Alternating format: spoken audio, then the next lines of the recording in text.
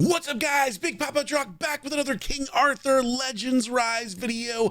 Guys, hope you're having a fantastic day wherever you may be. I'm having a wonderful day jumping back into King Arthur, and so excited to get to talk about another one of my favorite heroes in this game. I did a video on Bedivere recently, who's basically like the best damage dealer in the game, and I absolutely love him. And now we're going in a different direction. We're picking a rare hero that I really love, who can deal damage, who can do attack gauge decrease, who can do a whole bunch of stuff and heal and everything else, and that is Clementine. So I'm really excited to do a little guide on her on how best to build Clementine, because she has been absolutely carrying me in some of the content in this game. So before we get into it, guys, just want to remind you, if you haven't had a chance to download and try the game out, make sure you go in the description of this video down below or in the pinned comments and use my link, download the game, check it out.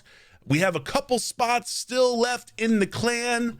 I think we've got two, maybe three, we've got 2 spots left in the clan. So if you want to join the clan, you want to come play with your boy Drock, jump in my Discord, let me know your in-game name, apply for the clan, and I will get you in there. First come, first serve though, so you got to be quick. But anyway, we're talking Clementine today. A rare hero. So we did Bedivere last time, the king of damage. Now we're doing Clementine. And let me just tell you, man, this hero really surprised me. This hero really surprised me. If you followed any of my raid content, you know that I have an affinity for whatever the highest legendary possible character in a game, right? And so in King Arthur, one of the things that's been really nice and fun, and I've talked about this in my other videos, is that a lot of the rare heroes are actually really freaking good. And Clementine is really freaking good. So we're going to dive into what makes her so great and why I am enjoying using her so much. And she is in like all of my Forbidden Dungeon teams, and she's in my arena team now. She's all over the place. So I love this hero. But let's take a look at her passives first and foremost, and let's talk about why she is as good as she is, or at least so I believe. So we've got the passive 1, Made You Smile. When using skill 2, attacks 1 time, hitting 1 random enemy, total damage 48% of her attack, and 100% chance to decrease a target's attack gauge by 30%. This is on a 1-turn cooldown when booked. It also heals the ally with the lowest HP by 10% of Clementine's max HP plus 150. So you got a lot of stuff going on here, right? She's decreasing attack gauge. She is doing damage. She's also healing off of a passive. And this is what makes her such a unique hero, because she can do actually surprisingly decent damage. Like, don't get me wrong, she's not going to be your main damage dealer on a team. But when you combine her ability to heal your team with her ability to do damage, with her ability to knock back enemies' attack gauges, she becomes really nasty against certain comps, because her attack gauge knockback is nuts. And we'll get into the skill that really plays into that. But so that's the first passive. Then we got the P2 over here, Growing Flames, on a 2-turn cooldown when booked up to the 2nd level. You can see here the 3rd level. It's not fully booked yet for me, but it gives you an 80% chance to trigger when using skill 3 on any of her relics, charges Clementine's attack gauge by 100%, triggers the future to come. Now this is the upgraded level of this ability, and you'll see that in the Chivalry in a second. But what is the future to come? Well, it attacks all enemies 4 times, does 131.6% attack damage, and each point of effect accuracy increases damage, additional damage per point 2%. So you can get, like if you're building 70, 80, 80 attack or effect accuracy, that's an extra 160% of her attack potentially. This skill is nuts. This is what makes her so sick. And when I first started using her, I didn't really understand how awesome she was until I got her to a Chivalry level where this started triggering quite a bit. Because the thing that makes it so sick is she gets 100% chance to reduce the target's attack gauge by 40%. And guys, she is just knocking back attack gauge over and over again, to the point where sometimes enemies don't even take turns. And she's dishing out damage. Also, she looks sick. She has a frog on her head. Just want to point that out. Now, you'll see here it says inflict sleep on self for 2 turns. So you don't just get to get away with this by blasting everybody, and then you can go right back to blasting them again. She is going to put herself to sleep. But one of the cool things about King Arthur is there are a lot of heroes that can negate the downside of this ability, right? Of this skill. Gwendolyn, for example, or Gillian, both of them can prevent her from putting herself to sleep, or can remove that and allow her to come right back awake.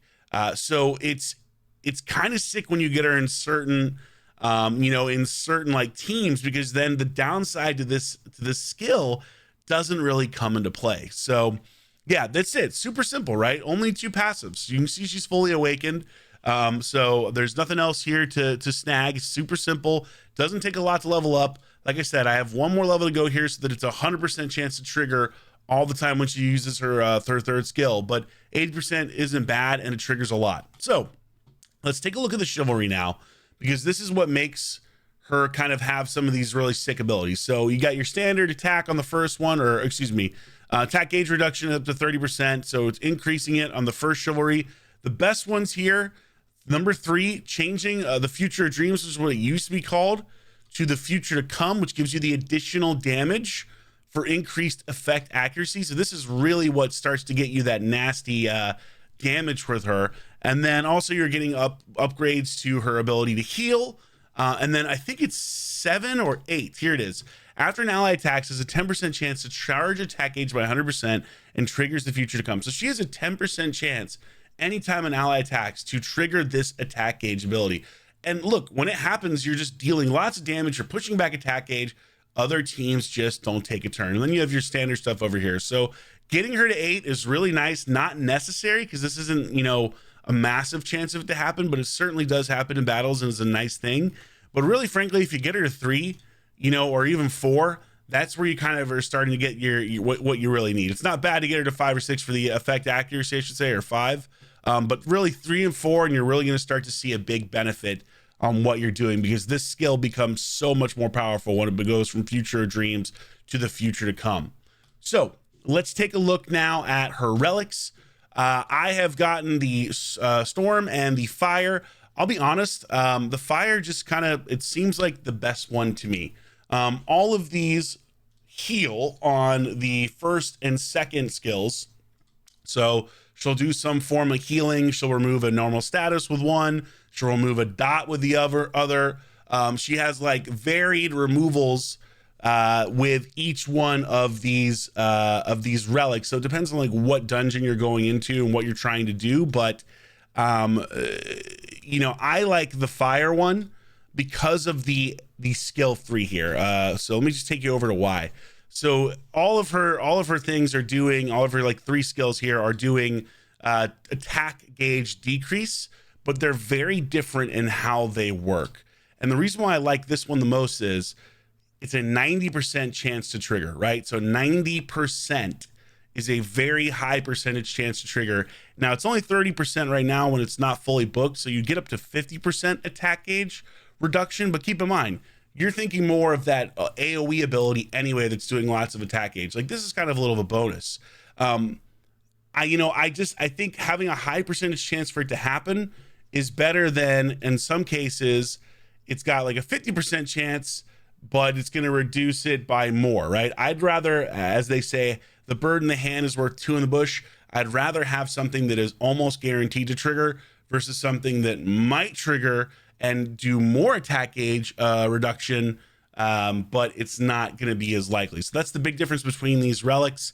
You just have less of a chance to trigger these attack gauges depending on the relic that you do. And again, the skill 2 removes different aspects of buffs, debuffs, I should say, dots, normal status effects. So each one does a different thing. Like, debuffs, not bad to be able to remove this. I mean, I would love to be able to remove a normal statuses with her Fire one, but you know what? I don't think of her as being this incredible healer. Like, yes, she can heal. It's not a bad heal, but it's definitely not going to be on par with some of the other healers in the game. So I think of her more as like, she'll come in there, she'll do some nice heals when you need them. You can pair her with another healer, but really what she's doing is she is just turn meter, attack gauge, controlling people, and giving you additional damage as well. And again, if you build her right, the damage is really not bad, like surprisingly good for someone that is also capable of doing heals. So let's look at how do you build her, right? Vigor set is the way that I went. I think that makes the most sense considering that she heals, she does damage. This lets her get her skills back faster, lets her get the skill 3, of course, lets her do some healing with the skill 2. So I've got her in a vigor set here. I've also got her in, funny enough, a life set, just because I want to try to maximize that healing when I do get it. So she's in life and she's in vigor. In terms of where you want to use for your accessories, I think attack speed for the ring makes the most sense. You want her going fast. You want her taking as many turns as possible. Now I've got critical strike rate here on the earrings. I think ideally I would probably want this to be hit accuracy, and then on the banner for it to be critical strike rate. But I don't have a critical strike rate banner, so that's what she's in right now. So she's in critical strike on the earrings, and then on the necklace, effect accuracy. So you want as much effect accuracy on this hero as possible. Tons of effect accuracy. And you want her fast. You want her fast. She is absolutely someone who needs a lot of stats in a lot of different areas in order to succeed. So if you take a look at the whole of it, we're rocking 23k, almost close to 24k HP over here, 187 speed, which isn't like super fast, but is solid. And then again, a little bit of critical strike rate. She is going to be doing damage, but look at the effect accuracy, 71%. Ideally, this is even higher, 80%, 90%. You know, as high as you can possibly get it, because she is going to get a massive damage boost from that effect accuracy on her attack. And on top of that is going to be more likely to land those attack gauge decreases. Her hit accuracy is a little low.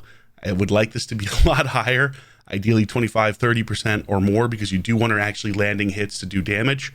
And then she's got Pierce here only because I don't have anything else for the banner.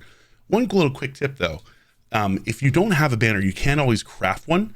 And you can craft it specific to this, this faction or the bull, whatchamacallit, I can't even remember the name for it, but what's it called? Bull's favor, excuse me, this favor. So you can actually craft specifically for this. So I actually crafted for this video because I just got her to 6-star awakened literally earlier today. So I actually crafted the banner specifically for this, and then I ran out of gold to get it fully leveled up. But hey, what are you gonna do? You know, I gotta go run some Gorgos. For the belt, I've got recovery right now. This is, definitely not ideal. I'd love to go again, effect accuracy, but I only got one and I have it on my lot. So, we're kind of piecing things together here. I'm still a new account, right? I'm still building stuff. I need a lot better gear. But vigor set for sure. You could do vigor and critical strike. You could do vigor and critical damage. You could vigor and attack. Again, like she needs a whole bunch of stats. She needs HP, she needs attack, she needs attack speed, she needs vigor, she needs critical strike, critical damage, effect accuracy, hit accuracy, so many things this champion or this hero needs to be good. But even with this build, she is awesome with what she can do. So let's take her in. Let me take her into Arena first, into the Coliseum, and we'll take a look at some of these teams. I think I've got her on there. Yeah, I've got her on there right now. And you'll notice I've got Gwendolyn here. Gwendolyn, really nice because it's going to make sure that she doesn't have to deal with that sleep that we were talking about on her skills. All right, let's see what we got. Okay. So we'll go ahead and decrease turn meter with our Morgan. And so we're going to use, again, the skill 3 here, Proud Little Leader. So this will further decrease someone's attack gauge. Hopefully we trigger for future to come. No, we did not trigger it, of course. So this is where like her having all of her passives leveled up really would be nice, because then that's a guaranteed 100% you're going to trigger it. So it's only 80% right now for me. So unfortunately we didn't get the triggers. Now we got to come back around and hopefully on this next one we get the trigger. All right, let's see here. Knock back the attack gauge again. I love this combo with her and Morgan, by the way, because you're just knocking back attack gauge over and over and over and over again. So let's see if we can get it this time. And we'll try it on the Merlin. Yes, we tracked it. Here we go. Boom, boom, boom, boom. 11,000 damage. Honestly, not bad. And look at that. She went right out of sleep. Thanks to Gwendolyn, with the romantic reversal, she can go right again. So we're just going to pop it off again. Now, Bedivere, obviously my main damage dealer in this team, but for any type of forbidden dungeon, having attack gauge decrease, so powerful. I mean, look at this. The enemy isn't even taking a turn. I'm just knocking back the attack gauge over and over and over again and just blasting them. Look at this. Can't take a turn. Nothing you can do. I mean, and you think about that in wave content, so powerful in wave content. Absolutely massive. All right, let's pop it in here. Trigger at that time. Oh, invincibility. So now we don't want to actually trigger any attack gauge decrease because Gwendolyn's triggering her passive, making her invincible. We'll do a little bit of healing here. We don't really need it, but there you go. Take your turn. Okay, say goodnight. And Bedivere comes in to finish things off. And that team wasn't far away from me in terms of combat power level, like only 2,000 or 3,000. So that wasn't a huge difference. Let's just do a quick one and we'll just run it on auto and see how it rolls. I think I have the skill order set up here. And then we'll take her into Forbidden Dungeon quickly. Make sure, skill order, I think she's one. Yes, she is. Awesome. Hopefully we get a chance to trigger this. Let's find out. She missed, but she still triggers, and here it comes, and boom, everybody's attack goes down and does 18,000 damage. 22,000 for our boy Bedivere, but he missed the first hit, and then 19,000 for that second follow-up. So it's really not bad. It's not bad damage. Like, honestly, it's kind of solid. You know, for someone who's also a healer, right? You don't think of healers in games like this as being able to do really good damage most of the time, but she kind of bucks that trend. I just really need, oh man, am I the only person that has like K? It can be so difficult to hit in Coliseum, right? This is why I need to really increase the hit accuracy on some of my heroes, because look at Bedivere, my boy's missing, Clementine's missing, Morgan's managing to hit, but nobody else. There you go. So she was the one that finished it off. Okay, let's take a look at her in Forbidden Dungeon, because this is where she is, along with Bedivere and Morgan. Like this team, Bedivere, Morgan, Gillian, has carried me through so many of the levels, just being able to knock people back. Just got to give it a second. There we go. We can select. I think I'm using her. Am I using her in the Sealed Temple as well? I can't remember if I am. I haven't fully gotten up here. Maybe not. I might be using Sarah on this team. I was like, wait a second. I definitely have a team in here. What? It's got to reload. I'm recording this late at night, so maybe the servers are being worked on at the moment. Okay, so I have Sarah in on this one. I think she's in. Well, she's definitely my favorite dungeons, of course. Is she in the Master of Apocalypse one? Or no, she might not be in this one either, because that's with Gwendolyn. But anyway, I have been using her a ton in Forbidden Dungeons. You can see I'm up to 92 right now. This level is hilarious. I have to use Lot, I think, to beat this one. I didn't realize how difficult it was, but I was trying to do it with Clementine. And the problem is that these guys just revive each other over and over and over again. So if you get a level 92, pull out your boy Lot if you have him. But let's take another level. This level is super hard, by the way, 91, but we'll just jump down here. Sure, why not? I could auto clear it. Oh, actually I have to auto clear it. You know what? Also, love this feature. We'll try level 92. Let's try it. Where are we? Here we go. Auto 92. We'll take out Gillian. Now she will put herself to sleep here. We'll see if we can actually beat it with Lot in there. I just built him earlier as well. All right. Pop off first with Morgan. Use the skill 3 with Lot. We want to get the Oblivion, so we block passives. Then we'll go ahead and use Proud Little Leader, and then here comes the Future to Come. Boom, boom, boom, boom. 22,000 damage. Not bad. Bedivere comes in and starts doing some nasty things. Now, he did 40k, so it gives you an idea of kind of where things are at. So again, a healer doing this kind of damage, pretty sick. Okay, didn't get Oblivion on that. I think if I kill him, do I trigger the passive? Don't know if I do. Let's find out. No, I don't. because the other ones have Oblivion on it. Awesome. So they're the ones that have the passive. Once you block that, you can do it. So Lot doing some serious work here. Now you can see she put herself to sleep. So obviously she can be woken up with any type of attack. I don't have anyone in this team that's going to cleanse her. So that's the one downside here.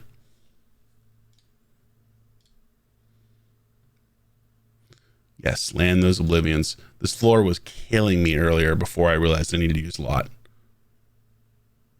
It might be killing me now. I'm getting rocked. If Lot goes down, we are in trouble.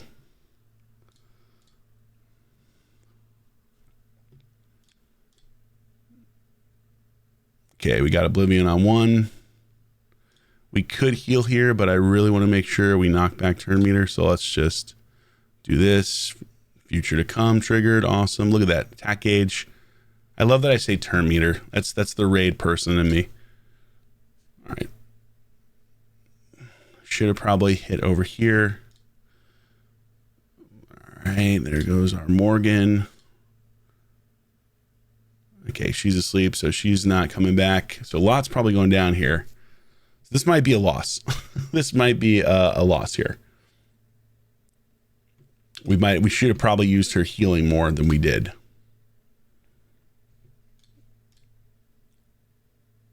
Because yeah, now they're gonna res him, right? They res both. God, oh man, this level is so tough. This level is tough. I got to get my Lot upgraded. But you see what I'm talking about, though. Like, she's constantly knocking back attack gauge over and over and over and over again.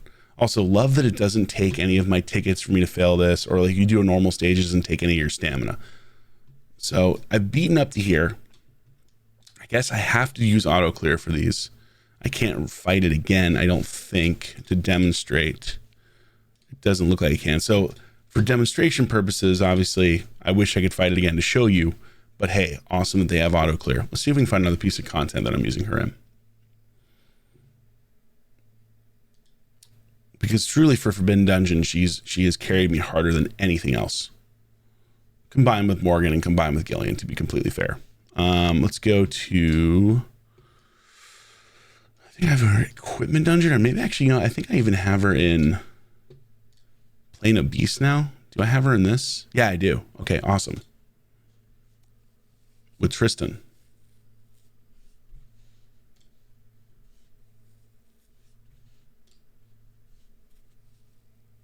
So she can do some healing. So you see the healing there. She's knocking back attack gauge, which is great. Taking down the Penveed shield.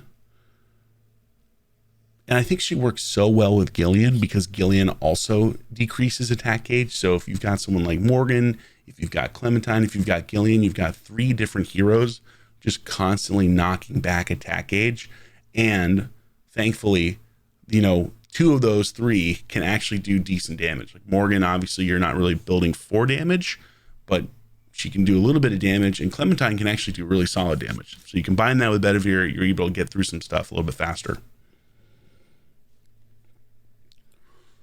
It took me a while to beat this, actually, funny enough. I know this is the easiest of the dungeons, but I really had to set up a team that made sense in order to make this like an easy run. That, and also just leveling up your heroes. I think that was the biggest thing when I first started that first month, was it just takes a little bit of time to get the necessary materials to level your heroes. And yeah, once you get to like a certain stage, you can start grinding this a lot harder and it becomes significantly easier. But Clementine, look, she's putting in work. She's keeping the team alive. She's healing. She's doing damage. She's knocking back attack gauge. Boom. Bedivere obviously did the vast majority of damage here, but let's take a look at the stats at the end. Again, I always love this, the battle stats aspect.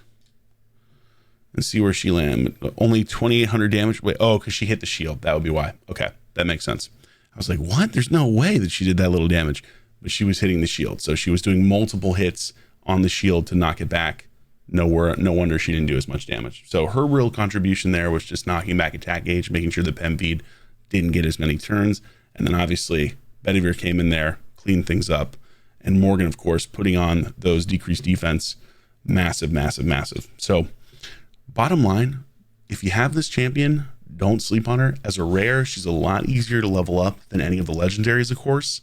And you'll be surprised how much she can help you in different areas of the game. And any area where attack gauge decrease is allowed, dungeons, arena, she is an absolute champ. And again, if you can pair her with the right heroes, if you can put her in with the Gillians and the Gwendolyn's who negate, or Guinevere, excuse me, I'm over here saying Gwendolyn, Guinevere, who negate that sleep downside, it's going to make a massive, massive, massive impact in how many turns she's getting. Because if she's not going to sleep, or if it's getting cleansed off of her, she can keep popping off with that A3, keep doing damage, keep pushing back attack gauge, and making sure their enemies don't take a turn, which is extremely, extremely powerful. So that's it for today, guys. Hope you enjoyed this video. Let me know in the comments down below if you have built your Clementine, or if now you're going to build her after watching this.